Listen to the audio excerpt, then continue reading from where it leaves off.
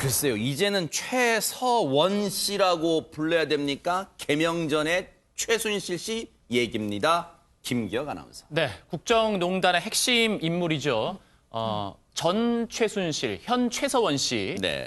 이 관련된 이야기를 해보도록 하겠습니다. 네. 어제 마지막 공판이 열렸습니다. 그러니까 선고를 하기 전 마지막 공판이었는데요. 네.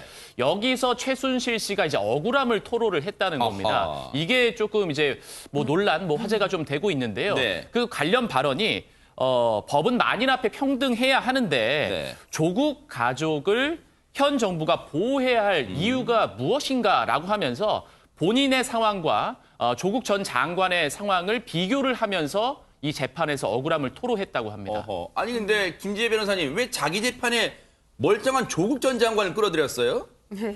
일단은 지금 최서원 씨 같은 경우에는요, 1, 2심 때와 이제 같은 구형량 받았습니다. 이제 벌금이랑 추징금만 이제 살짝 줄어든 그런 상황인데요. 네. 일단 검찰은 반성을 전혀 안 한다라고 그렇게 이야기를 하고 있고, 최 씨 측은 처음부터 끝까지 계속해서 지금 무죄를 주장을 했어요. 변호인에 따르면은 이게 증거가 없다. 그러니까 뇌물죄 무죄돼야 된다라는 것이고, 그다음에 네. 또 비선 실세도 아니다. 그러니까 형량도 조금 고려돼야 된다. 이런 네. 거예요. 근데 이제 최 씨는 계속해서 어떤 기획된 가짜 뉴스에 의해서 본인이 그렇게 됐다라고 이렇게 생각을 하고 있는 겁니다. 네. 그런데 그 와중에 조국 장관 이슈를 자꾸 들고 나오는 것은 본인이 그만큼 억울하다는 거를 좋은 비교 대상을 찾은 거예요. 이제 그렇기 때문에 네. 자꾸 계속 언급을 하면서 네. 왜 나랑 되게 다르냐라고 이렇게 이야기를 하는 것인데 네. 과연 이 두 사안을 같게 볼 수 있는 사안인지는 좀 의문이 있습니다. 그러면 구체적으로 최진봉 교수님, 네. 최서원 씨는 뭐가 그렇게 불만이라는 거예요? 일단 이렇게 얘기해요. 본인의 주장입니다. 이거는 결심 공판에서 본인이 했던 내 딸은 중졸 만들어 놓고 조국 아들 딸은 아무것도 안 하냐 이렇게 얘기를 했는데 본인의 딸이 중졸된 것은 이미 그 이화여대 그 관련된 분들이 다 처벌을 받았어요. 그리고 사실 최서원 씨 같은 경우에 헌법재판소에서 이미 결과가 나온 거 아닙니까? 네. 국정농단의 중요한 한 축이었고 네. 그럼 일반인이 사실은 국정농단에 개입했다고 하는 게 다 헌법재판소에서 판결이 난 거고 이 그 딸 정유라 씨 같은 경우도 네. 이 학교에서 다 취소를 해서 그렇게 된 겁니다. 네. 그렇다고 하면 이 자체가 문제라고 볼 수 없는데 왜 조국 전 장관 아들 딸은 왜냐하면 아직까지 이거는 조사가 진행되고 있고 재판도 끝나지 않았어요. 지금 현재 네. 어떤 경우가 나올지도 모르는 상황이고요. 네. 그리고 또 하나 조국 안에 모자이크하면서 우리 딸은 20세 얼굴이 공개됐고 손자까지 공개됐다 이렇게 주장을 하고 있는데 손자의 얼굴이 공개된 건 저는 모르고요. 본 적이 없습니다. 저는 공개된 얼굴을. 네. 두 번째 정유라 씨 같은 경우는 본인이 독일에서 직접 인터뷰를 했어요. 모 언론사와. 네. 그러니까 본인이 자기 의사에 의해서 인터뷰를 해서 얼굴이 공개가 된 것이고 네. 그러니까 모자이크 처리된 부분도 사실은 방송사가 자체적으로 하는 겁니다. 그러니까 본인이 원해서 인터뷰를 하는 경우 나가도 되는지를 확인하고 그리고 나서 내보내는 것이지 그걸 일방적으로 이러나 저러나 법원이 판단하고 있는 문제도 아니기 때문에 네. 이 문제를 가지고 이렇게 자꾸 얘기하시는 것은 본인의 억울함을 뭔가 대변해 보기 위해서 조국 전 장관 거를 자꾸 끌어들이는 것 같아요. 근데 네. 이게 국민들을 설득할 수 있을지는 의문이라 이런 생각이 듭니다. 아마 최서원 씨가 말한 손자 얼굴 공개는 여러분 국정농단 그 기간에 기억나실 거예요.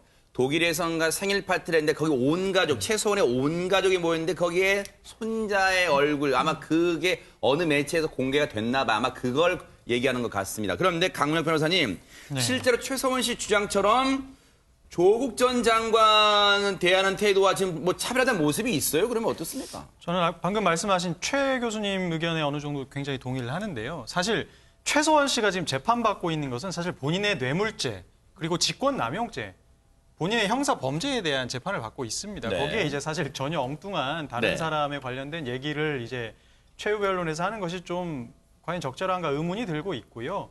그 다음에 딸 얘기를 많이 했습니다. 정유라 씨의 어떤 퇴학 처분, 네. 그것과 이제 아마 조국 전 장관의 딸과 어떤 비교를 통해서 억울함을 지금 표현하는 것 같은데요. 네. 사실 본질적으로 사실관계가 다르고 그 다음에 관련자들의 유죄 판결 유무 이런 점들이 본질적으로 다르기 때문에 네. 사실 차별이다 이렇게 얘기하기는 좀 어려운 것 같습니다. 네. 사실 최서원 씨, 그러니까 옛날 이름 최순실 씨입니다.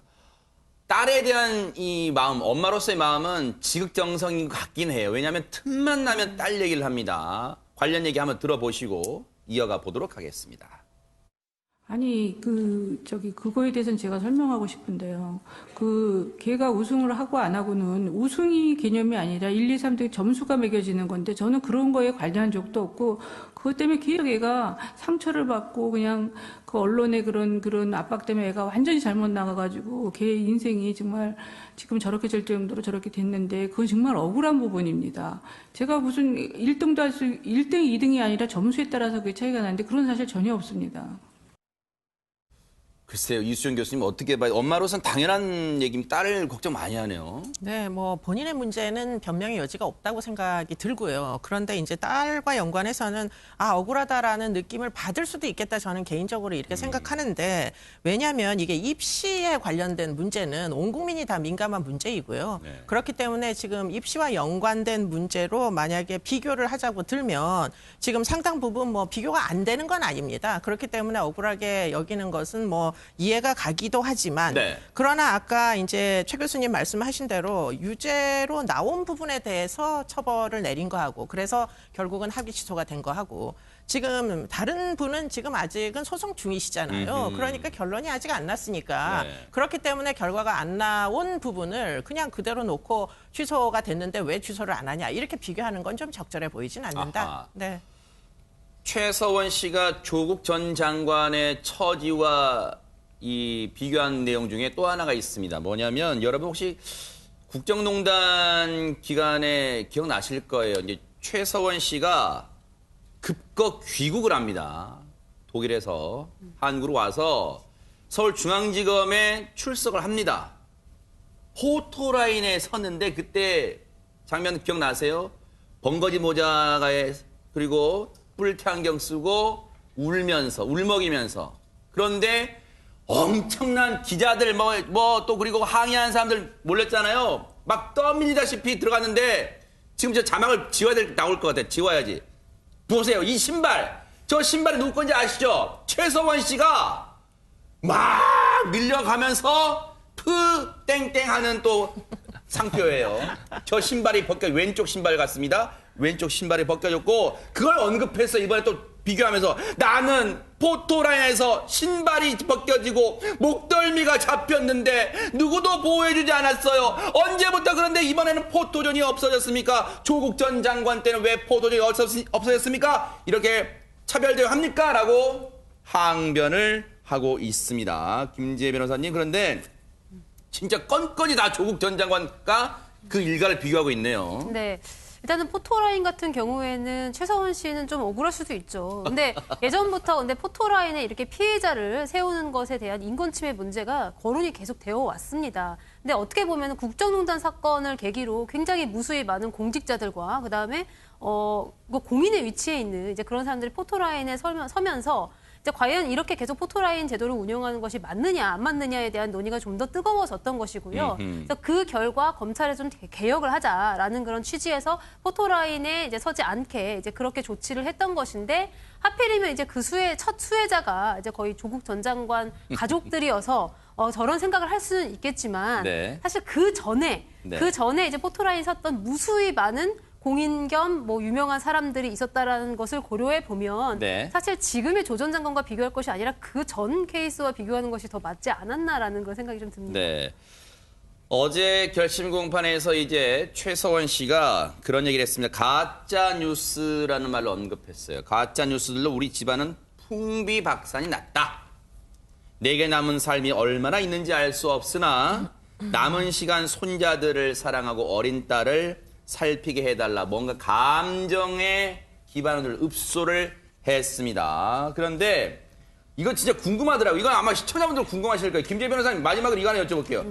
지금 앞서 최서원 씨가 옥중에서 그랬단 말이에요. 앞으로 자기 이름 최순실 말고 다 개명했다니까 최서원으로 불러달라고. 최서원으로 안 부르면 그 언론사 다 법적 조치할 거야. 이렇게 했습니다. 어떻게 됩니까 진짜? 그러니까 최서원 씨 주장은 뭐냐면 최순실이라는 이름이 촌스러운 동네 아줌마 같다라고 본인 스스로의 표현입니다. 라고 하면서 그렇기 때문에 자신을 계속해서 최순실로 호명하는 것은 어떤 언론이 본인의 이미지를 망가뜨리기 위한 네. 어떤 그 일부러 이제 그렇게 고의적으로 악의적으로 한 보도다라는 그런 것이 주장입니다. 이제 그러면서 특히 이제 그 변호인도 똑같이 그렇게 이야기를 했어요. 성명권을 침해하는 것이다.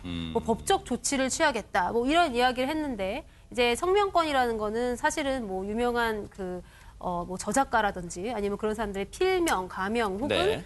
그 이름을 다른 사람들이 무당 도용하지 못하게 할 때 이제 주로 이렇게 거론되는 그런 권리이기 때문에 네. 과연 이 케이스의 성명권을 거론하는 것이 맞는지는 잘 모르겠지만 네. 어쨌든 최서원 씨는 최순실보다는 최서원이라는 이름으로 불리기를 원한다. 네. 라는 것입니다. 일단 그래서 저희는 지켜드렸습니다. 최서원 씨 혹시 옥중에서 이 뉴스파이터 보실 기회가 있으면 뉴스파이터는 잘 지키고 있구나. 꼭 알아주시기를 기대를 해보겠습니다. 최서원 씨, 네, 앞으로 어떤 결론이 나올지 한번 또 지켜보도록 하겠습니다.